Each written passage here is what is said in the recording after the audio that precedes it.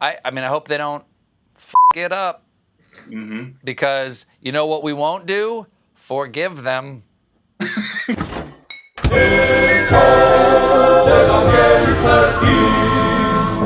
Pues nada, vamos a hacernos eco nosotros también de las actualizaciones sobre las próximas películas del Señor de los Anillos, La caza de Gollum y Shadow of the Past, desde el prisma de este humilde canal. Sobre la primera, hace unos días publicaba Variety este artículo del que os leo la parte relevante y vamos comentando. El Señor de los Anillos, La caza de Gollum da a conocer el reparto. Ian McKellen y Elijah Wood regresan oficialmente, además de Jamie Dornan como Aragorn y otros. La Tierra Media llegó a Las Vegas como parte de la presentación de Warner Bros. En la CinemaCon el martes. El estudio reveló varios miembros del reparto de la próxima película, El Señor de los Anillos, La caza de Gollum, dirigida por Andy Serkis. Su estreno en cines está previsto para el 17 de diciembre de 2027. Además de dirigir la película, Serkis interpreta a Gollum Sméagol, Ian McKellen vuelve como Gandalf, Elijah Wood regresa como Frodo Bolsón y Lee Pace retoma su papel de Thranduil. Entre los nuevos fichajes de la saga El Señor de los Anillos se encuentra Kate Winslet como Marigold y Leo Woodall como Halvard. Jamie Dornan también interpretará a Trancos, quien más tarde se revela como Aragorn en la novela original.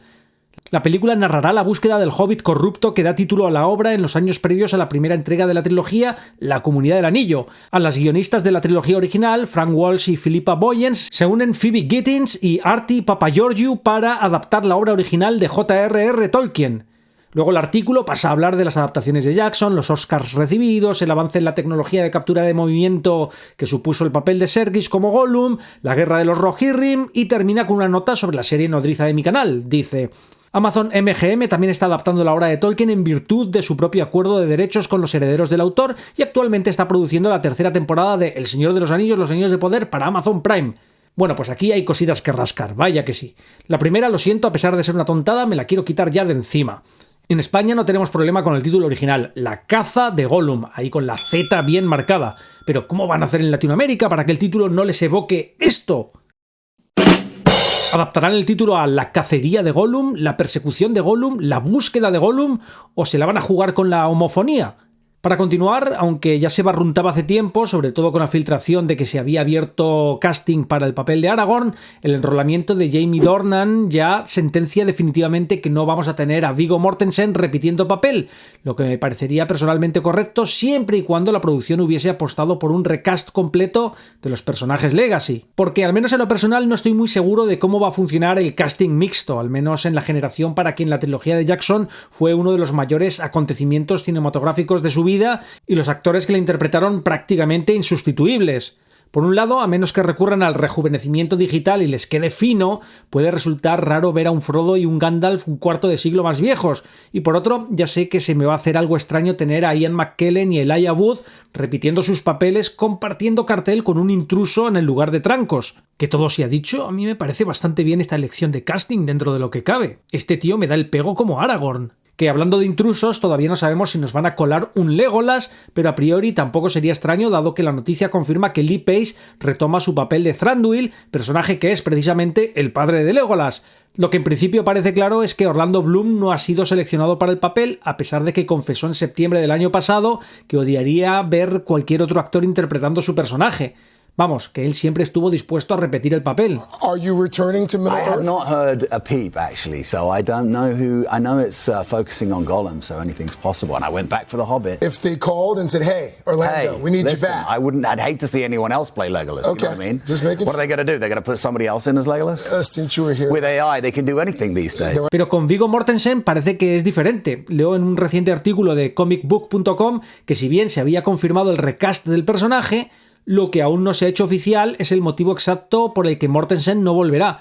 No obstante, dada la participación de los demás actores que regresan, parece razonable suponer que fue decisión suya y que no quería retomar un papel que con toda seguridad requeriría un considerable rejuvenecimiento mediante CGI, ya que la trama se sitúa en la época de la película original.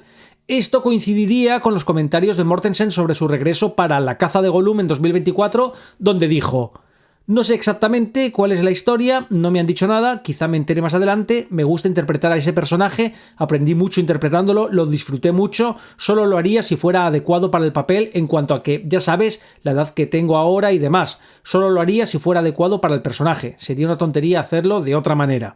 También creo que debemos apuntar la poca simpatía que le tiene Viggo Mortensen al abuso del CGI, como expresó acerca de las dos torres y el retorno del rey, de las que consideraba que a Peter Jackson se le fue la mano con los efectos digitales. Y por último, el que Mortensen no vuelva a la franquicia puede tener que ver con algo más preocupante que su poca simpatía por la idea de que su personaje dependa del CGI. Si bien ya había mostrado su apertura a participar en el proyecto, hace un año, cuando Nerd of the Rings le entrevistó y le preguntó qué esperaría de la historia de la nueva película para estar interesado en ella, Mortensen respondió lo siguiente. En términos generales, me gustaría que se sintiera como una historia de Tolkien. Ante todo, por cómo está escrita, que se perciba conectada, coherente con lo que Tolkien estaba escribiendo, ¿sabes?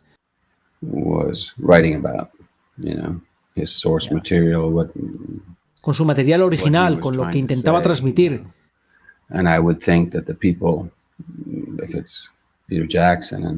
Y creo que si están Peter Jackson, Frank Walsh, Philippa Boyens y gente así detrás de esto, de alguna manera, aunque no estén dirigiendo una de las historias, se asegurarán de que tenga ese tono.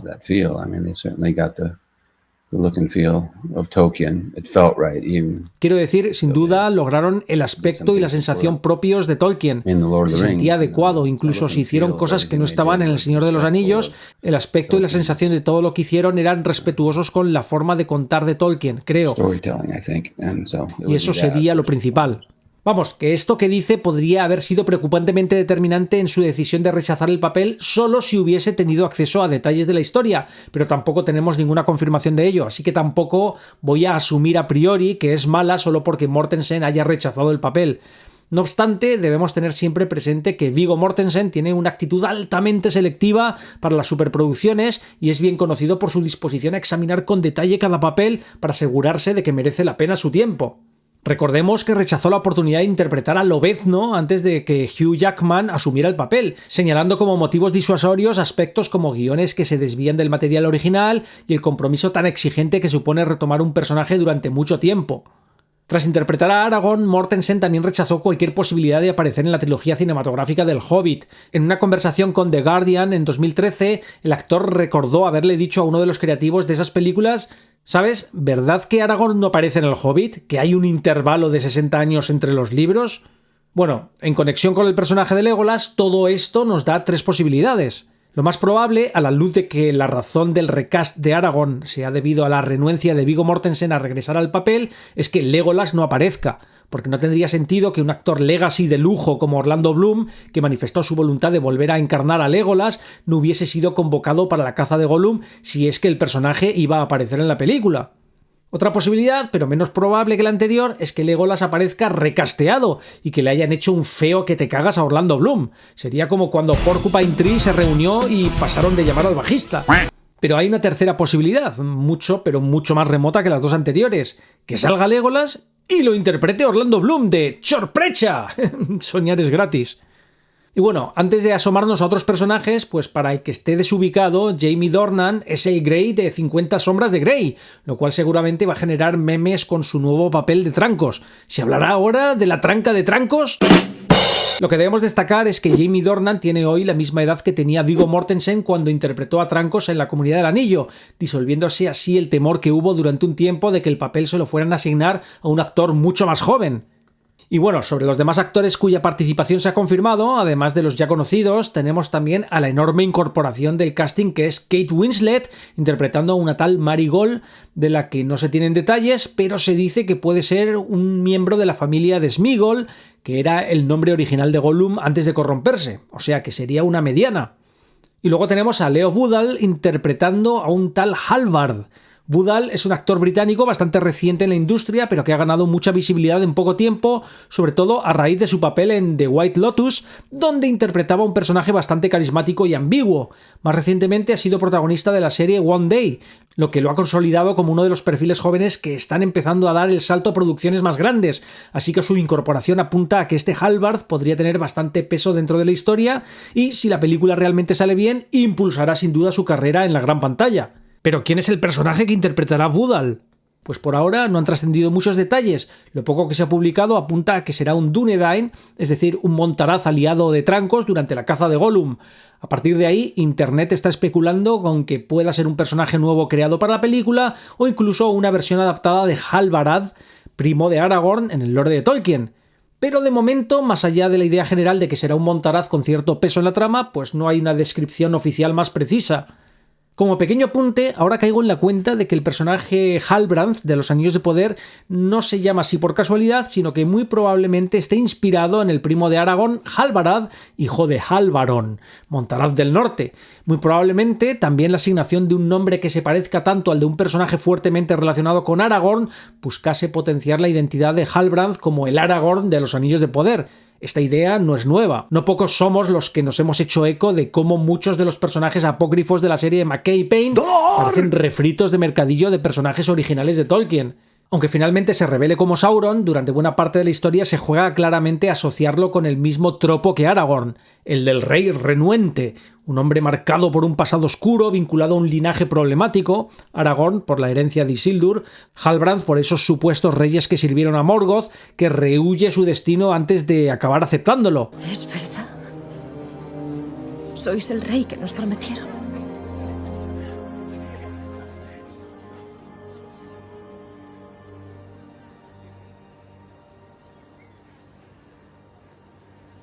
Sí. Responderán ante el rey de Gondor.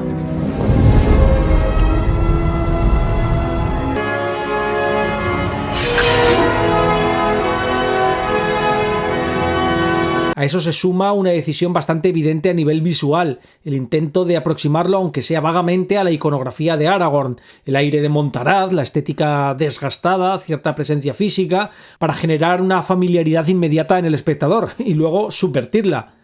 En otras palabras, Los Anillos de Poder no construye la confianza del público desde el personaje, sino que la toma prestada de un arquetipo ya consolidado para luego darle la vuelta. Y claro, el problema de jugar a eso es que cuando rascas un poco, lo que queda no es una reinterpretación interesante, sino la sensación de estar viendo un refrito que depende demasiado de lo que ya conoces. Pero bueno, ya sabemos que el estilo de escritura de McKay y Payne tiene más que ver con colorear por números que con otra cosa. Y vaya, conectando con el tema que nos ocupa, me resulta inevitable hacer un apunte sobre el distinto tratamiento que La caza de Gollum y Los Anillos de Poder hacen de sus respectivos castings. Fijaos que a la producción de Warner no se le caen los anillos, sí, lo pillas, por revelar los papeles que hará su casting. Tan pronto Jamie Dornan fue enrolado, la producción lo anunció junto con el papel que va a interpretar. Lo mismo con los actores veteranos de la franquicia y las nuevas incorporaciones de Kate Winslet y Leo Woodall. Si bien desconocemos aún los detalles sobre Marigold y Halbard, no parece que la producción vaya a ser excesivamente celosa con ello y es presumible que iremos sabiendo cositas en los próximos meses. Sin embargo, Los Anillos de Poder insisten en mantener una política de secretismo absurda con respecto a las nuevas incorporaciones al casting. El cansino concepto JJ abramesco de caja misteriosa trasciende la mera narrativa para contaminar incluso aspectos extradiegéticos como la asignación de papeles. La gran incorporación de la tercera temporada es sin duda Jamie Campbell Bower, que está en la cresta de su popularidad gracias a su papel de Vecna en Stranger Things, pero la producción no suelta ni prenda acerca del papel que va a interpretar, de la misma forma que seguimos sin saber oficialmente la verdadera identidad del mago oscuro interpretado por Ciarán Hinds. Y lo mismo podemos decir de las demás incorporaciones confirmadas, Eddie Marsan, Zubin Varla, Adam Young y Andrew Richardson. El que traten la identidad de los personajes que interpretan estos actores como un as en la manga solo lo puedo entender como otra forma de buscar el aplauso o la atención ante la falta de confianza en la propia narrativa. ¿Cómo afecta a la recepción de la audiencia el que sepamos o no de antemano a quién interpretará Campbell Bower? Imaginad que confirman oficialmente que se tratará de Celeborn. ¿Eso hará peor la historia? ¿Ocultar esa información la hará mejor? Pues a todas luces intuimos que no, pero ya sabemos cómo funcionan los McPain. Todo tiene que ser exasperante y absurdamente misterioso, lo cual podría tener sentido si el resultado no fuese sistemáticamente la decepción. En este sentido, no puedo evitar evocar la ridícula introducción de Arondir en la primera temporada mediante esta sobreactuación. Un personaje misterioso camina por Tir Harad absurdamente encapuchado, a menos que pretendiese ocultar celosamente su identidad.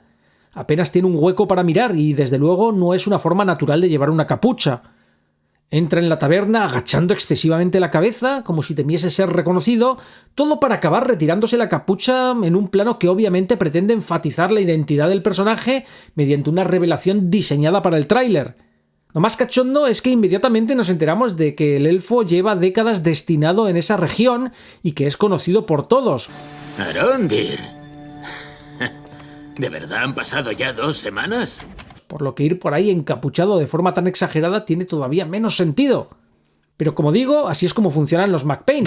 Suplen su incompetencia narrativa con efectismos baratos que reciclan sin ningún pudor de todo lo que han consumido. Algunos diréis que eso es lo que en el fondo hacen todos los cineastas, pero es que los McPain lo hacen al nivel de los mockbusters de Asylum. El hecho de que sepamos mucho más del papel que va a interpretar en la tercera temporada de Los Anillos de Poder el desconocido actor Raman Creevy, de quien hablé en un anterior vídeo, que de los que interpretarán las nuevas incorporaciones más conocidas, no viene sino a confirmarme el hecho de que The Dolores, como tradicionalmente conocemos a los McPain en mi canal, están usando el secreto como recurso para generar artificialmente una sensación de relevancia que la propia obra no consigue sostener por sí misma. Pero ojo, obviamente que la producción de La caza de Gollum no juegue al jueguito de quién es quién con el casting no tiene absolutamente nada que ver con que la película vaya a ser buena. De hecho, hay bastante escepticismo y con razón. Cuesta ver cómo puede funcionar una historia cuyo destino en principio conocemos de antemano. ¿Dónde estará el interés real en La caza de Gollum? Bueno, pues lo que yo digo es que habrá que verlo, pero dentro de ese escepticismo me agarro a un pequeño motivo para el optimismo. El guión está en manos de gente con experiencia en la franquicia. Frank Walsh y Philippa Boyens vuelven, junto a Phoebe Gittins y Artie Papageorgiou, que ya trabajaron en la Guerra de los Rohirrim. Sí, Walsh y Boyens también firmaron las polémicas películas del Hobbit, pero quiero pensar que ahora hay algo que entonces faltó: perspectiva, experiencia acumulada y, con suerte, cierta voluntad de no repetir los mismos errores, porque esta vez no hay margen para ello. Si sale mal, será una cagada tremenda para el futuro de la franquicia. Y bueno, para ir acabando, una nota sobre la otra película del Señor de los Anillos que está en marcha, Shadow of the Past, basada en una idea del popular cómico y presentador Stephen Colbert y que en la entrada de IMDb, que ya existe, tiene la siguiente sinopsis. 14 años después de la muerte de Frodo, Sam, Merry y Pippin emprenden el recorrido de los primeros pasos de su aventura, mientras que la hija de Sam, Elanor, está decidida a descubrir por qué la Guerra del Anillo casi se perdió antes de que comenzara. Bueno, pues así, a bote pronto, la sinopsis no me dice gran cosa. Más allá del gancho nostálgico, cuesta ver cuál es el conflicto fuerte que justifica la historia. Y tanto este proyecto como La caza de Gollum me dan la sensación de que responden más a una estrategia de explotación de los derechos ya adquiridos que a una voluntad real de ampliar el universo con historias que aporten algo nuevo o significativo. Y anda que Tolkien no está lleno de esas historias. En esa misma línea, es difícil no interpretar la Guerra de los Rohirrim como un movimiento para mantener activa la licencia mientras se preparaban proyectos de mayor envergadura en acción real. Y el resultado son 2 películas, La caza de Gollum y Shadow of the Past, que por el momento me transmiten cierta sensación de proyectos intermedios, de transición, más que de auténticos pilares creativos. No dejan de parecer rellenos que nadie había pedido, y cuanto más lo pienso, más me parece que por ahí va la razón de la renuencia de Mortensen. Así que por ahora la expansión de la franquicia por parte de Warner parece seguir girando en torno a los márgenes del Hobbit y El Señor de los Anillos sin atreverse a dar el salto a territorios realmente nuevos. Y claro, mientras ese salto no llegue, la sensación es que seguimos dando vueltas sobre lo ya conocido, sin terminar de encontrar una razón de peso para volver. ¿Y qué me parece que la historia de Shadow of the Past sea de Stephen Colbert? Pues por ahí veo que mucha gente ya se teme lo peor porque un cómico y presentador de televisión sea el autor de la idea, pero en realidad yo no tengo problema con eso, y me explico. Sé que Colbert es un aficionado tolkienista de pura cepa. It's an obvious mistake. The Balrogs did not follow Melkor to Thangorodrim. They followed him to Utumno and then later to his fortress of Angbad that was guarded by the 3 mountains of Thangorodrim. Pero relacionado con esto hay un dato sobre él que igual muchos ignoráis y que considero muy importante a la hora de saber cómo tratar el universo de Tolkien en una adaptación. Me refiero a su experiencia en juegos de rol. Es un tío que se pasó la adolescencia jugando al D&D y para mí eso está arriba de la lista de cosas a considerar en el currículum de alguien que quiere adaptar a Tolkien a la pantalla. De hecho, hay un episodio muy simpático de The Late Show con Stephen Colbert en el que entrevista al actor Joe Manganiello, conocido por True Blood, por interpretar a Deathstroke en el universo DC, o asimismo en Pee-wee's Big Holiday, un papel que me encanta porque el tío me parece simpatiquísimo. Y básicamente la entrevista se centra en la afición que ambos comparten por el Dungeons and Dragons. She says, though, she told me something that takes a little bit of the shine off your sexiness in some circles, not mine. Okay. Which is that you are a long-time and intense fan of Dungeons and Dragons. Is that true? This is very true. Yes. Yeah. Well, brother, let's get into it. Let's do it. Let's do it. All right, Okay. so En la entrevista salta a la vista que Colbert es un fricazo de categoría que controla un montón sobre el D&D. okay, His sword. or Yeah, of course. Stormbringer, the counterpart to Stormbringer is Mournblade. Okay? You may be sexier than I am, but I am nerdier than you are. Incluso unos meses después apareció en Critical Role echando una partida al D&D con Matthew Mercer, otro rolero empedernido. Así que para mí, al menos como soy yo detectando a mi manera quién es o no mi gente, he de decir que escuchando a Colbert hablar de juegos de rol con pasión, siento que este tío es de los míos, como lo es Manganiello, especialmente después de escucharle decir esto. And when I was a kid, if you played Dungeons and Dragons, you also listened to Metallica, you read Stephen King, you had a glow-in-the-dark Led Zeppelin poster on your wall, you had an Iron Maiden t-shirt, you hung out at the arcade, you read comic books, it all went together. Así que así, a priori, Colbert me transmite confianza en que entiende perfectamente lo importante que es la construcción del mundo y la verosimilitud de la alta fantasía, algo que los roleros empedernidos aprenden a base de experiencia y que acaba constituyendo el pilar sobre el que se sostiene la relevancia de los juegos de rol a lo largo de la vida de uno. Vamos, que siendo un tío culto, conocido súper aficionado a Tolkien, con conocimientos insider del medio audiovisual y encima un fricazo del D&D, pues me transmite muchísima más confianza para escribir una historia en el universo de Tolkien que la hija de Philippa Boyens o todos los guionistas de escuela que hayan pasado por los Anillos de Poder. Que precisamente hablando de los Anillos de Poder, Stephen Colbert fue el moderador de la mesa redonda sobre los Anillos de Poder en la Comic Con de San Diego en 2022, en la que habló con muchos de los actores y también con los showrunners. El evento tuvo lugar antes del estreno de la serie, así que tampoco él sabía lo que realmente se venía, pero como han notado muchos en las redes, en conversaciones de Reddit y demás, el hecho de que un enorme fan de Tolkien no haya hecho ninguna valoración pública de la serie desde su estreno, con ya 2 temporadas en el aire y una tercera en camino, me sugiere que como mínimo no ha encontrado en la serie nada que le entusiasme lo suficiente como para pronunciarse públicamente. Cuando alguien como Colbert, que ha demostrado durante años un conocimiento profundo y un entusiasmo genuino por la obra de Tolkien, decide no decir ni una palabra sobre una de las adaptaciones más ambiciosas jamás hechas, pues hombre, cuanto menos llama la atención. Sobre todo si lo contrastas con lo vocal que suele ser cuando algo le apasiona de verdad. Harry Potter's fine, but it's no Lord of the Rings. I mean, Dumbledore couldn't take a Balrog. Dumbledore was killed by a high school chemistry teacher. Y ahí es donde, al menos en mi caso, ese silencio pesa más que muchas declaraciones, porque no parece el silencio de quien no tiene opinión, sino el de quien prefiere no entrar a opinar. Y si alguien con ese perfil, fan, conocedor y comunicador, no ha encontrado motivos para defenderla o celebrarla públicamente, es difícil no interpretar ese vacío como otro síntoma más de la desconexión entre los Anillos de Poder y el tipo de sensibilidad que hizo grande a la obra original. Como tolkienista, seguramente Colbert eligió demostrar un aplomo como el del profesor y permanecer en silencio. Decía Tolkien en una carta a un fan que le había enviado un ejemplar de Dune que es imposible para un autor que aún está escribiendo ser justo con otro autor que trabaja en la misma línea. Al menos yo lo encuentro así. De hecho, Dune me desagrada con cierta intensidad, y en ese caso desafortunado, lo mejor y más justo hacia otro autor es guardar silencio y negarse a comentar.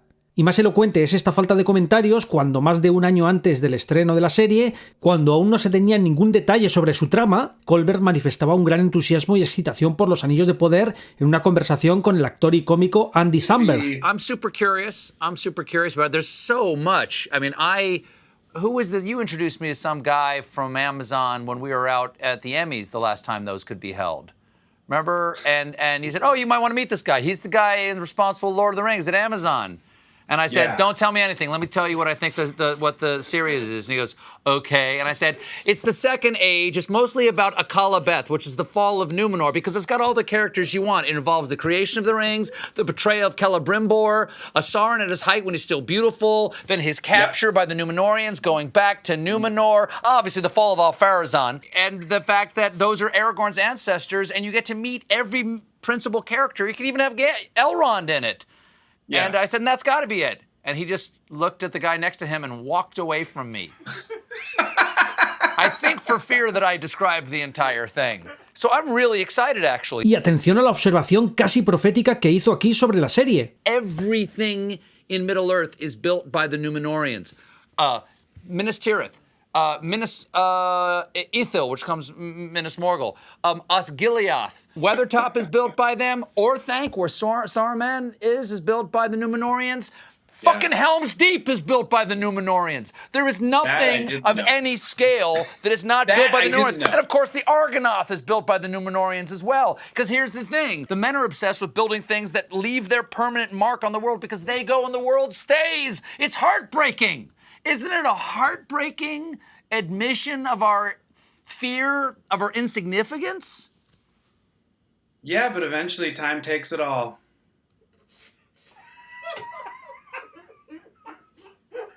I think that's the tagline for the Amazon series. En todo caso, parece que sí que hay en Reddit un testimonio de alguien que escuchó a Colbert en vivo expresar su opinión sobre la serie en una sesión de preguntas y respuestas de la audiencia en su show. Sobre su veracidad, no tengo forma de contrastarla, porque lamentablemente estas sesiones de preguntas y respuestas no suelen emitirse, pero parece absolutamente consistente con el ruidoso silencio de un mega fan de Tolkien como lo es Colbert acerca de los Anillos de Poder. Leo la entrada de The Casual Chemist. No estoy seguro de si esto es conocimiento común, pero quería compartirlo en el sub porque yo no lo sabía hasta que lo escuché por mí mismo. Stephen Colbert es un conocido fan de Tolkien y de las películas de Peter Jackson. Parecía entusiasmado con la serie de los Anillos de Poder e incluso entrevistó a Morfydd Clark en el Late Show antes del estreno, pero desde entonces ha guardado silencio. Asistí a una grabación en directo de su programa la semana pasada y durante la ronda de preguntas del público alguien le preguntó su opinión sobre la serie. Esta fue su respuesta parafraseada de memoria. Invitado. ¿Cuál es tu opinión polémica? Stephen le interrumpe. Yo no tengo opiniones polémicas, pero continúa. Invitado. ¿Qué opinas de la serie El Señor de los Anillos de Amazon? Stephen. Es clarísimamente una adaptación de Jeff Bezos y no una adaptación de Tolkien. No la terminé. Cometió el pecado capital. Me aburrió. Siguiente pregunta. Vamos, que entre su faceta de rolero y su presunto desdén por los Anillos de Poder, tengo esperanzas. Y es que una impresión que ya comentaba en los inicios de mi canal sobre por qué la serie es como es que se nota que McKay y Payne no son frikis. No hay en su trabajo una familiaridad real con ese tipo de construcción de mundo que, por ejemplo, sí se adquiere en el rol o en la fantasía vivida de forma más profunda. Y estoy seguro de que Colbert lo notó en cuanto empezaron a abrir la boca en la Comic Con. Y ojo, que no estoy diciendo que haya que haber jugado al rol para ser competente adaptando a Tolkien, pero ayuda, porque cuando entiendes de verdad cómo funcionan estos mundos, hay ciertas torpezas en la lógica interna, en la coherencia del mundo, en la construcción de sus reglas, que simplemente no cometes. Y los Anillos de Poder es para mí, y probablemente lo sea para el resto de mi generación, ya el ejemplo arquetípico de la torpeza en este sentido. Me da la sensación de que McKay y Payne encajan más en ese perfil de nerd sobrevenido, de alguien que adopta la estética y el discurso pero sin una base sólida detrás. Y eso choca bastante con ciertas afirmaciones públicas como la de que dan discursos en élfico en los funerales. When I have friends or family members that die, like I've quoted Tolkien in eulogies. Yeah. Mm-hmm. You know, like my son's birth announcement went out in English and Elvish. Uy, sí, claro. How do you say "oh shit" in Elvish? Oops.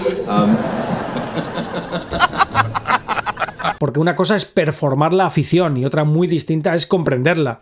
De verdad que solo espero que las nuevas películas del Señor de los Anillos nos provean de contraste y supongan una lección de cómo se tienen que abordar estas cosas. Y si al final resulta que no, que son mandanga, pues la monetizaremos, ¿no?